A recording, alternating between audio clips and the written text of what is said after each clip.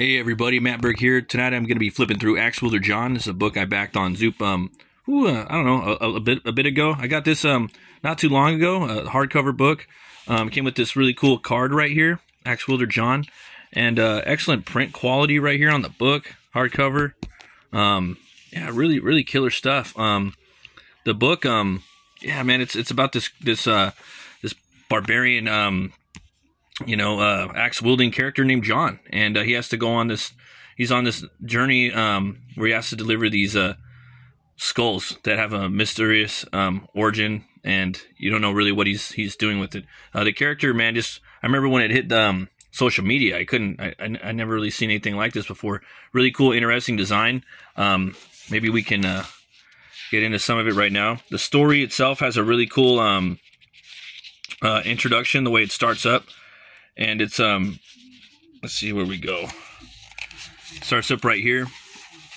He's, this Ax-Weilder John, he's holding a skull, you know, and there was once a great barbarian, cursed to fall in love with the heads of many of his victims. So, starting up like that.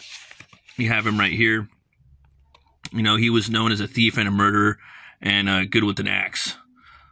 So it was no surprise that he would, cut his way into the belly of a castle, Black Rock, to steal his most precious treasure. So he's taking his most precious treasure right here. I love the character designs in here, the art. Nick Batara is a freaking killer. Right off the bat, in the beginning of the book, it's narrated in an interesting way by an interesting character, a point of view. So I don't know really how you really don't know how it's going to go if you're not really savvy to the book yet. I was though, so I knew it was going to be full on metal like that. Just whoosh, cutting right through there. There's this badass castle design. This world is just full on immersion, man. It was a real breath of fresh air. I hadn't seen a book like this come out in a long time. It was really really like a transportation device to another world of, you know, Patara. He really brings you in, and he sells the scope of the world. He goes really big on scope in here. Really fun character designs, and yeah, man, check out this action. You know, we're close to getting John. You know, and it's told from different perspectives. There's a main one, but yeah, he's about to fight this lizard guy. He's got these two big badass axes. He bites one of his thumbs off. He just like splat, dude. Just straight up smacks this fucking lizard dude right into the rock. Another one comes up, cleaves him right in half, man. Just loving this art. It did remind me of some Jeff Darrow, I believe, I think it was the Shotgun Cowboy or the Shaolin Cowboy. I forgot. A book that I had picked up that I have too. It's just like an operatic, like, gore fest. Whereas this cowboy just, you know, he's got these two chainsaws and on a bow stick, and he's just slicing up all these villains. I love the art, man. Love the style that he's doing. And he did cite him, Darrow, as one of his inspirations. One thing that's kind of cool about this book, it's broken down, told through like 3 different panel structure. Excellent fight sequence right here, and it just goes on, man. He just goes full bore, man. Like just giving you the action, you know. Yeah, right here, just eye gouge, and then you guys got to see some of the, you know, like this right here. But he wasn't invincible. Even big men, bad men, can be scared. You know, he's got all his axes right there in his heads. This looks like a very fun character to draw. The book is broken up into these little breakpoints, these puzzle chapter beats. I love the way that they have like this title card, you know, right in the middle between the chapters. I think that's really cool. It helps just kind of give each chapter of the story an identity, and just kind of a cool little break. You know, I don't know. It's really awesome. I love the world he's building in here. Kind of reminds me a little bit of a Mobius. Yeah, man, awesome stuff. You guys got to see this part right here. Look at this. So he's running, full power, huh? Haha. The son of a bitch doesn't know when to quit. He's just running, and he jumps off. They're all chasing after him. Look at that. I love the scope in here, man. Fucking awesome scope, you know. Just flying, man. It's epic drop. Does like a front flip. Spins around. It's almost like an air gainer. Power! And he just starts... Love it. And when it came to killing folk, he was good at it. Look at that. He's like an artist with his with the way he dispatches his foes. This guy's coming at him right there with 4 arms, 3 or 4 arms, about to chop him up. Now 4 arms. He kicks this. He just took that dude's head off. Kicks him with his left foot. Does a backflip off of him. Dodges that swipe. He's falling. He's like, what? That looks like he's spinning that axe around. Awesome, man. Awesome stuff. You got to see the character that's in here, man. The character design.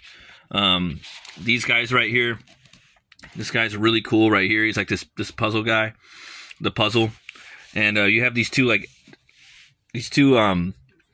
basically like executioners or dungeon masters. And they have really funny like back and forth banter. It kind of reminds me of like Mike Judge writing, like really blue collar, like down to, I love that, man. He fucking really nailed down like blue collar normalcies, and you could really like human with a lot of the characters in here, which is kind of weird for a fantasy take, but I fucking love it, man.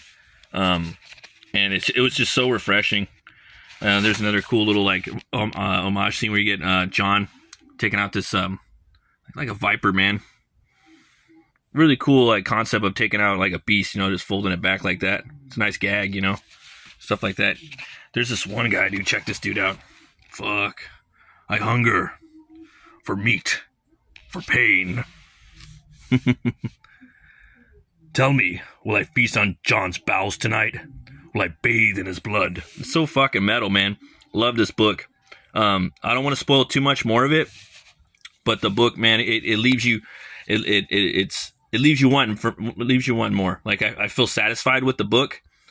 There's really cool, some beautiful art in the back too, like another little side story.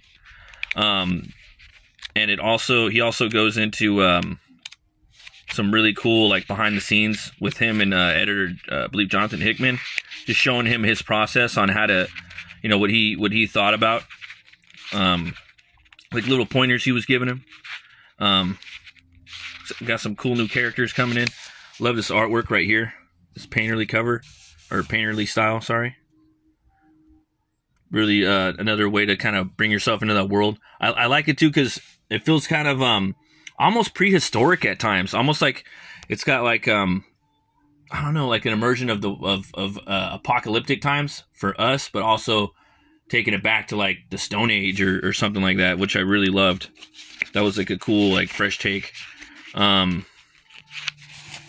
some stuff like right here, just giving him notes. I love behind the scenes stuff like this.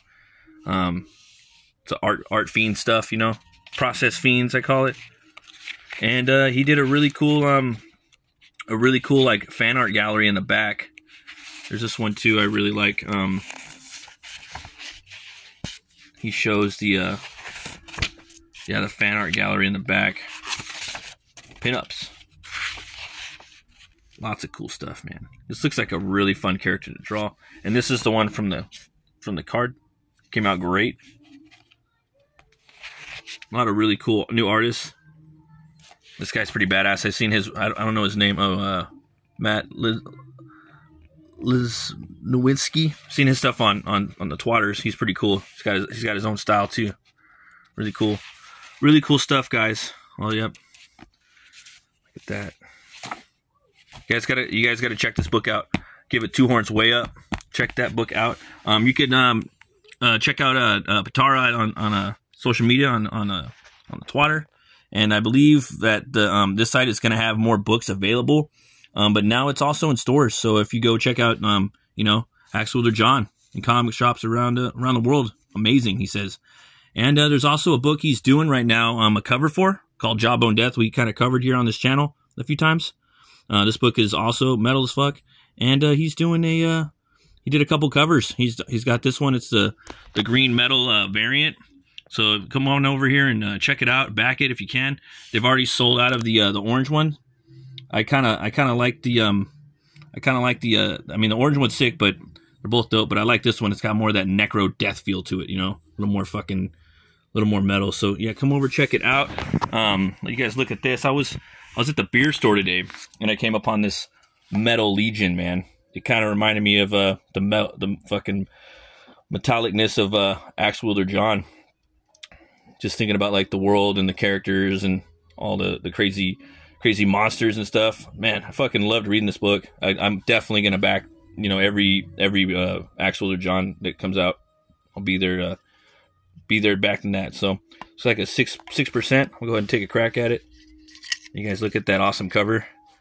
It's interesting too, like the design of Ax-Weilder John's, like the slash, you know. It's almost like it got seared up, you know. And he has those two little dots like right between the eyes. It's pretty amazing. Let's smell it. Metal Legion. That's pretty good.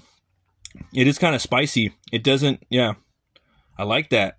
It's definitely not a fucking IPA. It's almost got a stouty flavor to it, so that was a pleasant surprise.